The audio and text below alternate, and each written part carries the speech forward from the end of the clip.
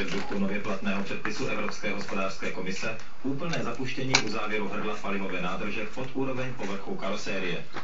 K novinkám v motoru, brzdách a řízení.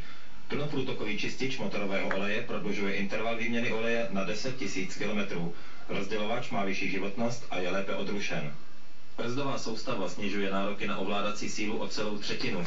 Zásadní novinkou pak je hřebenové řízení, které rovněž vyžaduje menší ovládací sílu a zajišťuje přesnější vedení vozidla, zejména při parkování a jízdě velmi malou rychlostí.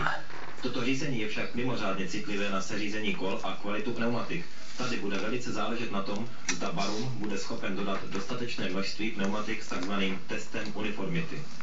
Z nového sortimentu mimořádného vybavení vybíráme bezdušové pneumatiky s ocelovým nárazníkem, zadní mlhovku, odkládací kapsy, opěrky hlavy z Ipurpěny, samonavíjecí pásy pro zadní sedadla.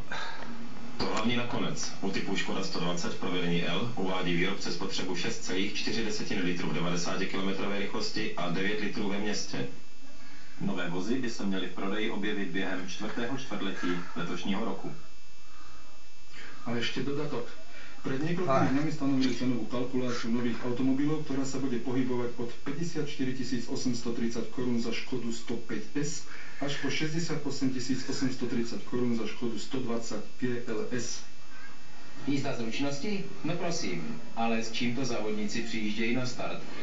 Jestliže jsme na nádvoří dolu Paskov, potom ovšem nemůže být pochyb o výjimečnosti tohoto závodu.